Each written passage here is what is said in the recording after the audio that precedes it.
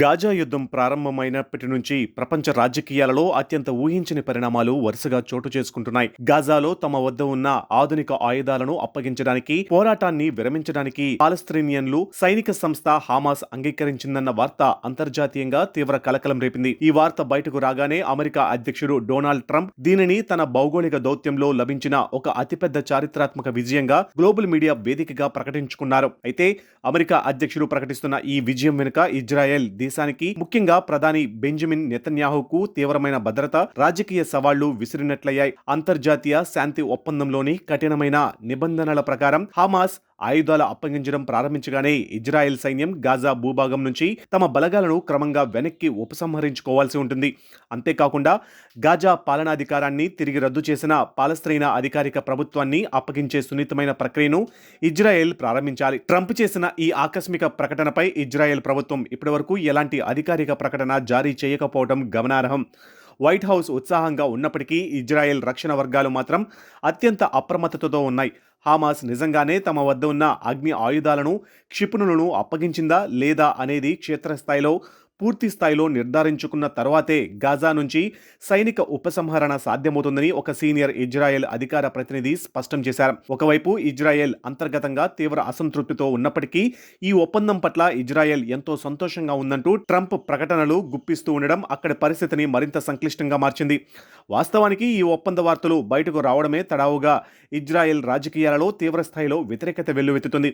October 7, 2023న Hamas జరిపిన నరమేధం, క్రూరమైన దాడుల తర్వాత ఇజ్రాయెల్ సమాజంలో గాజా పాలస్తీనియన్లపై తీవ్ర ఆగ్రహ జ్వాలలు రగిలాయి. అక్కడ మెజారిటీ ప్రజలు గాజాపై గట్టి సైనిక వైఖరిని కోరుకుంటున్నారు.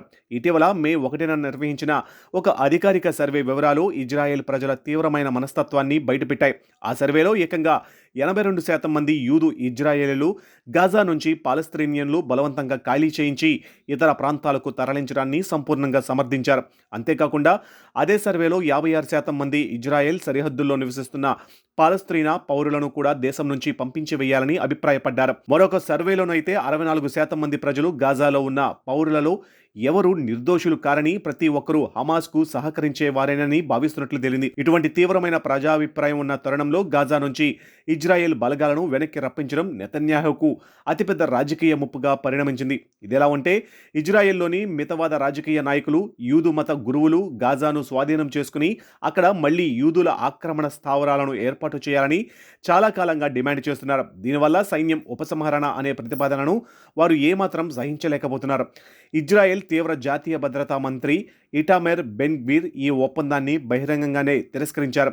హమాస్ భవిష్యత్తులో మళ్లీ బలం పుంజుకోకుండా ఉండాలంటే గాజాపై పూర్తి సైనిక నియంత్రణ కొనసాగించాల్సిందేనని, వెనక్కి తగ్గే ప్రసక్తే లేదని ఆయన స్పష్టం చేశారు. మరోవైపు ఇజ్రాయెల్ మాజీ సైన్యాధిపతి బెంజమిన్ నెతన్యాహు ప్రధాన రాజకీయ ప్రత్యర్థి అయిన గాడీ ఐజన్ కోట్ కూడా ఈ ఒప్పందంపై నిప్పులు చెరిగారు.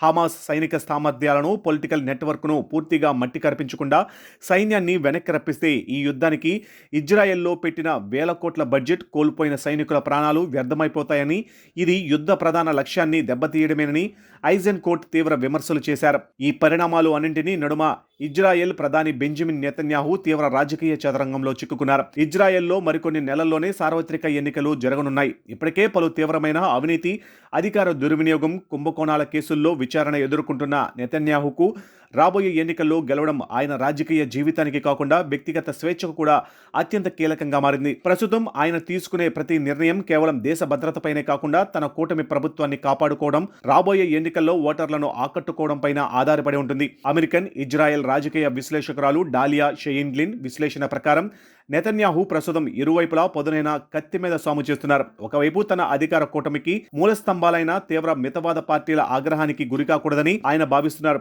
బెన్ గ్వీర్ వంటి మిత్రపక్షాల ప్రభుత్వం నుంచి బయటకు వస్తే నెతన్యాహు ప్రభుత్వం తక్షణమే కుప్పకూలిపోతుంది. కానీ అదే సమయంలో అంతర్జాతీయంగా తనకు ఏకైక పెద్ద దిక్కుగా ఉన్న అమెరికా అధ్యక్షుడు డొనాల్డ్ ట్రంప్తో వైరాన్ని పెంచుకోవడానికి కూడా నెతన్యాహు సిద్ధంగా లేరు.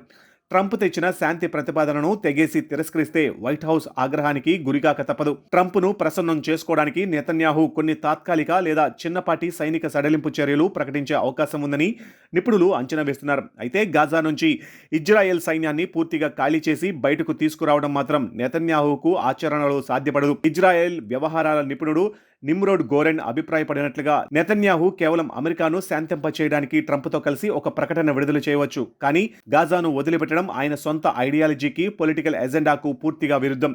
ఇప్పుడు ప్రపంచవ్యాప్తంగా తేలాల్సిన ప్రధాన ప్రశ్న ఏమిటంటే, నెతన్యాహు అమెరికా అధ్యక్షుడు ట్రంప్ డిమాండ్లకు తలొగ్గి గాజా నుంచి బలగాలను వెనక్కి రప్పిస్తారా, లేక తన మితవాద మద్దతుదారులను, ఇజ్రాయెల్ ఓటర్లను కాపాడుకోవడానికి ట్రంప్ని ఎదురించి గాజాలో ఇజ్రాయెల్ సైనిక ఆధిపత్యాన్ని కొనసాగిస్తారా అనేది రాబోయే రోజుల్లో తేలాల్సి ఉంది.